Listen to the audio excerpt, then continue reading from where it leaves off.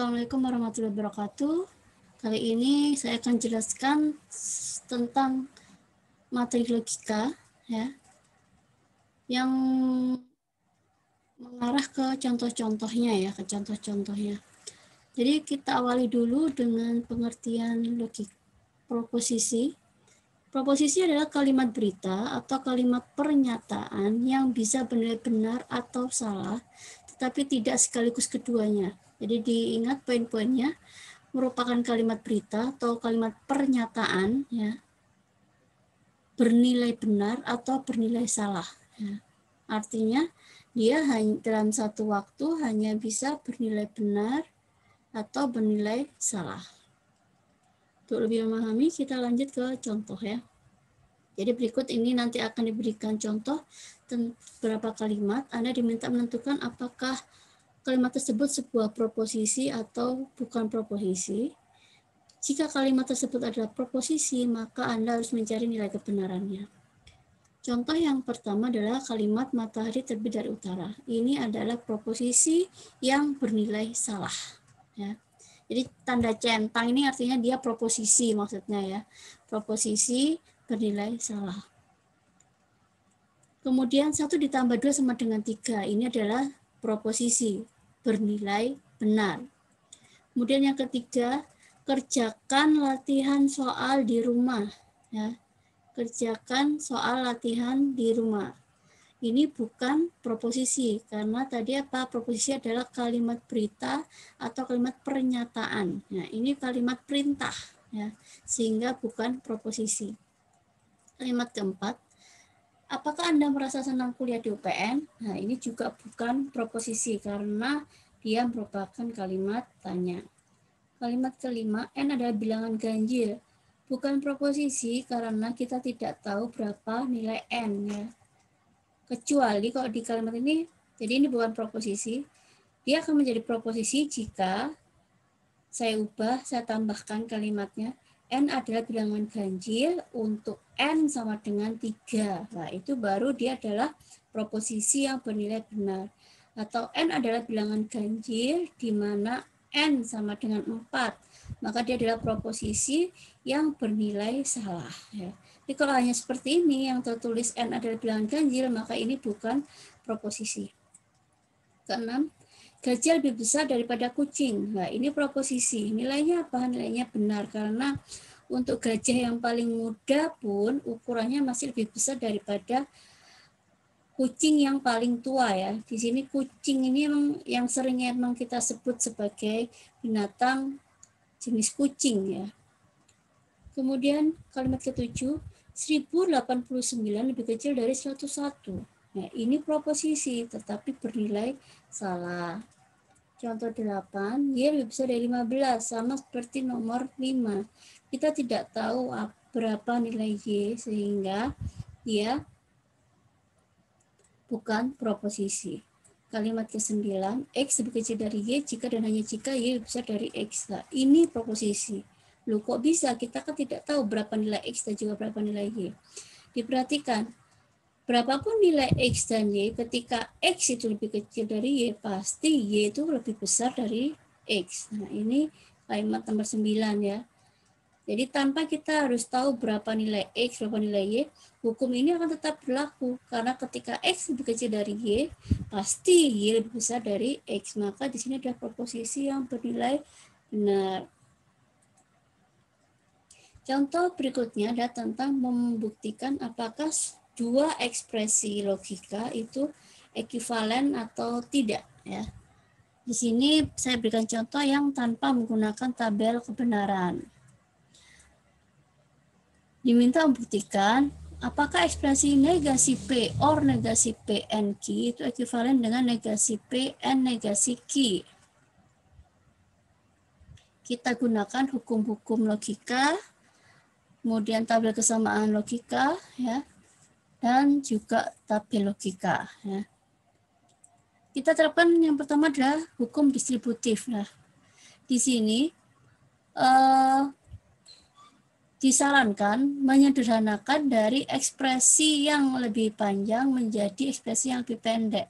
Berarti yang di contoh ini kita ubah-ubah ekspresi yang sebelah kiri supaya berubah menjadi, atau kita usahakan berubah menjadi ekspresi yang sebelah kanan ya.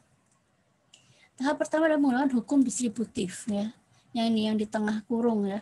P or negasi P and Q itu menjadi P or negasi P, ini P or negasi P, and P or Q ya. Menjadi seperti ini. Kemudian diterapkan hukum negasi untuk yang bagian ini, P or negasi P. Ya, ini hasilnya akan selalu true ya. Anda cek ke hukum negasi. Kemudian true and P or Q. Nah, ini akan dikenai hukum identitas ya. Kenapa hukum identitas? Nilai true jika di-n-kan dengan suatu ekspresi atau suatu simbol, nilainya akan sama seperti nilai simbol itu ya.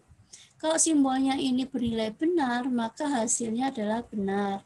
Tapi kalau ini nilainya salah, maka true and false hasilnya juga false. Ya, makanya disebut hukum identitas. Ya. P tinggal P or negasi Q. Nah, ini di sini ada di luar ada negasi. Nah, kita terapkan hukum De Morgan. Hukum De Morgan itu menegasikan setiap komponen yang ada di dalam batas negasi ya. Sehingga P menjadi negasi P, OR menjadi N, dan Q menjadi negasi Q. Nah, ternyata sama seperti ekspresi yang kedua, negasi P, N, negasi Q. Maka dia adalah ekuivalen. Kita berikan kesimpulan, terbukti bahwa negasi P, OR negasi P, N, Q dengan P, negasi P, N, negasi Q adalah ekuivalen. Ya. Contoh kedua, membuktikan apakah suatu ekspresi logika adalah sebuah tautologi. Tautologi adalah kalimat yang selalu bernilai benar. Jadi apapun nilai P dan Q, ya mau true atau mau false ya, itu nilainya akan selalu benar. Nah, di tabel kesamaan logika kondisional 1 itu ada hukum ini, ada bukan hukum ya, ada ekuivalensi ini. A implikasi B ekuivalen dengan negasi A or B. Ya. Jika kita misalkan kalimat soal yang sebelum simbol implikasi itu kita misalkan A, kemudian setelah implikasi kita misalkan B.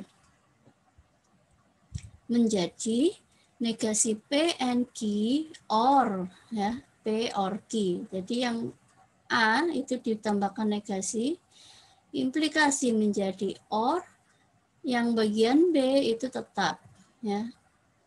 Kemudian diterapkan hukum De Morgan untuk yang mana? Untuk yang depan ini ya. Sehingga P menjadi negasi P, N menjadi OR, Q menjadi negasi Q. Nah, karena ini simbol proposisinya ada P, Q, P dan Q lah, kita kelompokkan aja supaya lebih mudah ya. Menggunakan hukum asosiatif. Di sini negasi P or P, N negasi Q or Q. Jadi kita kumpulkan. Kemudian baru kita terapkan hukum berikutnya, yaitu hukum negasi. Negasi P or P adalah true, negasi Q or Q adalah true. Maka true or true hasilnya adalah true. Hukum yang merubah true, bukan hukum ya, ketetapan yang merubah true or true menjadi true ini ada, Anda cek di tabel logika OR ya. Tabel logika OR. Baik. Sehingga terbukti bahwa kalimat P and Q negasi P or Q adalah sebuah tautologi karena hasil pengubahan ekspresi booleannya, ekspresi logikanya itu menghasilkan nilai T. Baik, yang berikutnya adalah tentang logika inferensi. Jadi kita diminta membuktikan atau mencari kesimpulan dari beberapa rangkaian fakta ya. Fakta ini sudah dipastikan benar ya. Faktanya sudah dipastikan benar. Tahap pertama adalah kita merubah tiap fakta ini menjadi simbol-simbol ekspresi logika. Ya, jadi tahap pertama adalah mengubah menjadi simbol logika. Kalimat pertama, jika kacamataku ada di meja dapur, maka aku pasti sudah melihatnya ketika sarapan pagi. Nah, ini terdiri dari dua proposisi. Kacamataku ada di meja dapur, proposisi pertama, proposisi kedua. aku pasti juga melihatnya ketika sarapan pagi. Nah, ini kita simbolkan. Misalkan aja kita ini simbolkan P, ini simbolkan Q, karena dia menggunakan jika maka, menghubung kalimat jika maka, sehingga simbol yang digunakan adalah simbol logika implikasi. Nah, sehingga kalimat pertama, ekspresi simboliknya adalah P implikasi Q. Kalimat kedua, aku membaca koran di ruang tamu atau aku membacanya di dapur, ya. Jadi ini juga terdiri dari dua ekspresi. Aku membaca koran di ruang tamu, ekspresi yang berikutnya aku membaca di dapur, ya. Ini karena belum pernah muncul sebelumnya, maka kita berikan simbol proposisi yang baru. Kemudian ini menggunakan kata penghubung atau, berarti logika yang dipakai adalah logika OR. Nah, sehingga simbolik dari fakta kedua adalah R or S. Kalimat ketiga, jika aku membaca koran di ruang tamu, maka pastilah kacamata kuletakkan di meja depan. Ya. Ada dua kalimat, aku membaca koran di ruang tamu, kemudian kacamata kuletakkan di meja depan. Kalimat pertama dari fakta 3, aku membaca koran di ruang tamu, itu sama dengan kalimat pertama pada fakta 2. Sehingga yang di fakta 3 ini langsung kita pakai simbol R, ya, karena sama, ya. Jadi ketika sama itu menggunakan simbol proposisi yang sama, ya.